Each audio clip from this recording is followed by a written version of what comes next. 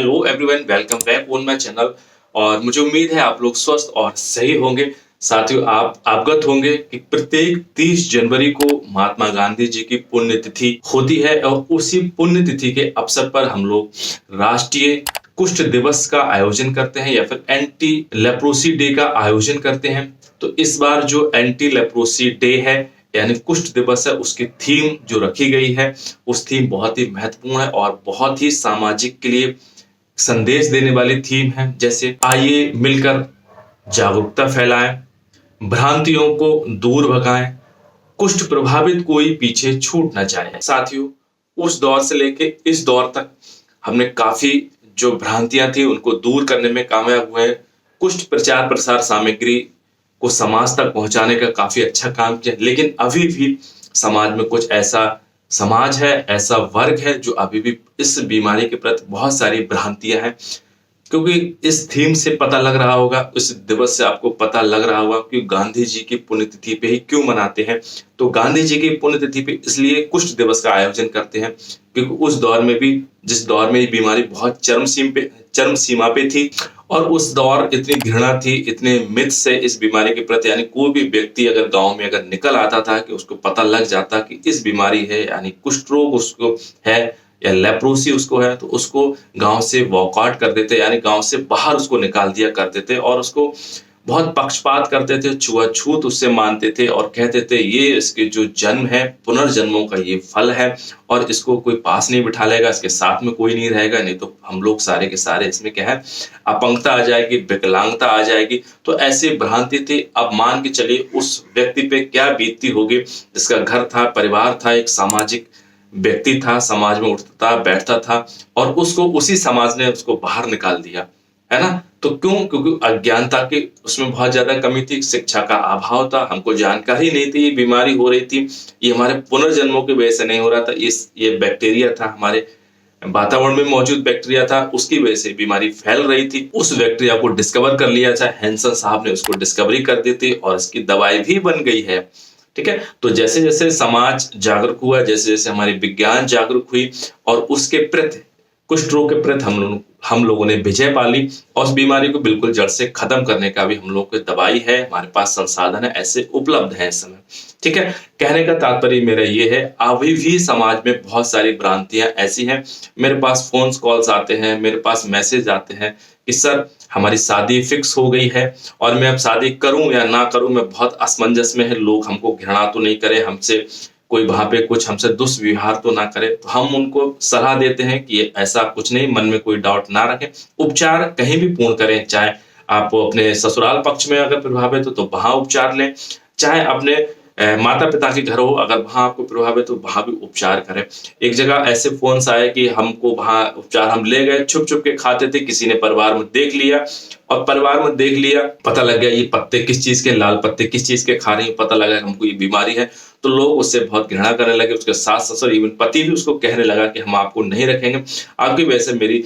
पूरी परिवार, मेरी पूरी गृहस्थी बर्बाद हो जाएगी, आप बीमारी साथ में लेके आए हो। तो उस व्यक्ति का, उस महिला का इसमें क्या योगदान रहा, उसका क्या इसमें रहा जिसकी वजह से ये पीड़ित हुई? भाई उसकी तो कोई कसूर नहीं है, बीमारी किसी को भी हो सकती है। बस हमको ये जानकारी होनी चाहिए कौन सी बीमारी है, कौन सा इसके लक्षण है और कब इसका इलाज लेना है, यानी इलाज उसका हमको जानकारी होनी चाहिए, कहाँ मिलता है, लक्षण हमको पता होने चाहिए। बीमारी कोई भी हो उसका समाधान जरूर आपके पास निकलता है। ठीक है। खासकर कुष्ठ रोग की हम बात कर रहे हैं, तो कुष्ठ रोग अगर कोई भी किसी को हो जाता है, कोई भी समाज में सही, चाहे उच्च वर्ग में सही, चाहे लोअर वर्ग में सही, चाहे गरीब सही, चाहे रईस सही, उसको घृणा भेदभाव करने की बिल्कुल भी जरूरत नहीं है। तो इस कुष्ठ दिवस पे हम लोग बिल्कुल संकल्प लेंगे, यानी 30 जनवरी को हम लोग 30 जनवरी 2025 को जरूर संकल्प लेंगे, यानी हमको बीमारी के लक्षण के बारे में पता होने चाहिए, इसका उपचार के बारे में पता होने चाहिए और जो व्यक्ति इससे पीड़ित हैं उनको समाज के मुख्य धारा में लेके आएंगे और जिन व्यक्तियों के प्रति ऐसी निगेटिविटी है, उनकी नकारात्मक मानसिकता है, उनको सुधारेंगे, उनको बताएंगे कि ये समस्या किसी के संग भी हो सकती है। ये जो बीमारी है किसी के पुनर्जन्मों का फल नहीं है, किसी के पापों का फल नहीं है, ये बैक्टीरिया है, यानी एक जीवाणु है और जीवाणु भी हवा में रहता है और जीवाणु हवा में आता कहां से है, तो उन व्यक्तियों से हवा में पहुंचता है जिनने उपचार ना लिया है, इनके अंदर जो संक्रमित है और संक्रमित तो इनको बीमारी की जानकारी है ही नहीं, बीमारी किस चीज की हमारे पास संक्रमण है, त्वचा का संक्रमण हमारे पास है, तंत्रिकाओं में संक्रमण हमारा हो गया है और उनके बोलने, छींकने, खांसने से बैक्टीरिया हवा में मौजूद होता है और उस जगह जो भी लोग रह रहे हैं, स्वस्थ व्यक्ति है, वो सांस लेते हैं, अंदर बैक्टीरिया चला जाता है और उनको 3 से 5 साल लग जाते हैं इसके लक्षण देखने पे सामान्यतः। तो उनको समस्या होती है। तो अगर लक्षण आपको बिल्कुल दिखाई पड़े, यानी त्वचा में कोई भी दाग पड़े, कोई धब्बा पड़े, उस दाग या धब्बा में सुन्नपन आए, त्वचा में गांठें पड़े हमारी, ठीक है, कोई भी तंत्रिका या उसमें मोटापन देखने को मिले, आंखों में कोई प्रॉब्लम हो, जैसे एक आंख बंद करने या फिर दोनों आंख बंद करने में प्रॉब्लम्स हो, आंखों में लालिमा हो, ठीक है, आंखों से पानी बहुत ज्यादा निकल रहा हो, शरीर पे कोई ना कोई दाग है, धब्बा है जिसमें पसीना नहीं आ रहा है, जिसमें सुन्नपन वहां पे हो गया है, उस दाग या धब्बा के बाल भी वहां पे गिर गए हैं, ठीक है, तो बहुत सारे ऐसे सिम्टम्स है। किसी पर्सन में आईब्रो बिल्कुल लॉस हो जाते हैं, कर्ण पल्लम में गांठें निकलने लगती हैं, ब्लिस्टर्स हमारे छाले पड़ने लगते हैं शरीर पे, ऐसा लगता है कि मानो हम जल गए हैं, लेकिन हमने कोई चीज आग के पास नहीं गए, कोई चीज हमने ऐसे पकड़ी नहीं, लेकिन फिर भी हमको छाला पड़ गया, बिल्कुल पानी, उस छाले में पानी है बिल्कुल, ठीक है। गांठें हमारे शरीर पे बहुत निकल रही हैं और गांठें पेनफुल है, दर्द बहुत हो रहा है हमारे शरीर में, चलते चलते हमारी चप्पल निकल जाती है, जैसे पकड़ हमारी बहुत, ग्रिप हमारी बहुत वीक हो गई है, जैसे कोई बटन नहीं लगा पाते हैं, पेन से लिख नहीं पाते हैं, कोई हम रेस नहीं कर पाते हैं, रिस्ट हमारी खराब हो गई है, उन्हें उठने में दिक्कत है हमारी, ठीक है। तो कोई भी बीमारी जो सही नहीं हो रही है, यानी त्वचा से संबंधित कोई बीमारी जो हल्के हल्के बढ़ रही है, ठीक नहीं हो रही है, और हाथ पैर में कहीं भी सुन्नपन या कमजोरी आपको लगे, तो तुरंत जाएं सरकारी हॉस्पिटल में, एक बार कुष्ठ रोग का जरूर परीक्षण करा लें,